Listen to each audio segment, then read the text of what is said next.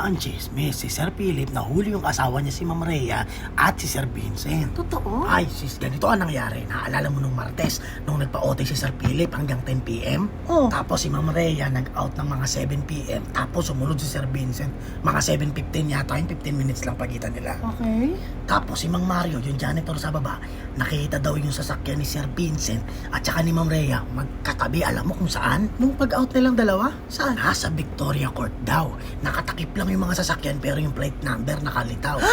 Nagpa-basketball sila? Hindi po pa. Motel yun. Sabihin, nangyayari sa kanila. Ay, ganun?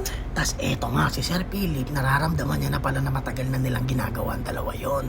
So ang ginawa niya, kinabukasan pala, sinundan niya si Ma'am Rhea. Umuwi rin siya ng maaga, pero ang paalam niya kay Ma'am Rhea, 10 p.m. din daw siya uuwi para masundan niya.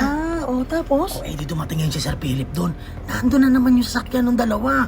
Puta, sumugo daw siya sa loob ng Victoria Court, bes. Alam mo naman si Sir Philip, black belt yun, tsaka may mga baril yun, di ba malalaki yung baril niya? Tapos alam mo nangyari. Ano? Baka may kumaw Ay, dyan. kuya ako! Ay, best, ito na pala ako. Sige na, mamaya Ano ako ba na yan? kwento ko sa lakas. Sige, sandali, baka Wait. Tawag ka. Kuya, huwag niyo muna pababain. Ako? Bakit?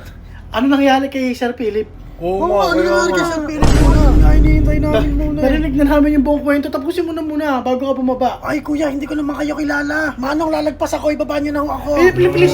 Sige na. Tapusin Sige mo na kasi. Kuya, wait lang. Huwag muna pababain. Sige na, tuloy mo na. Umpisa. Nakikinig kami, oh. Wala ka, hindi niyo naman yung kilala. Kuya, bababa na ako. Hingin nyo kasi magkwento tapos ngayon Kaya titignan nyo nga, kami. eh. Tuloy mo na. Nangyari na ba Kasi ginawa ni Dex, Sir tuloy Philip? mo. Ay, nako, kuya, hindi niyo kilala yon.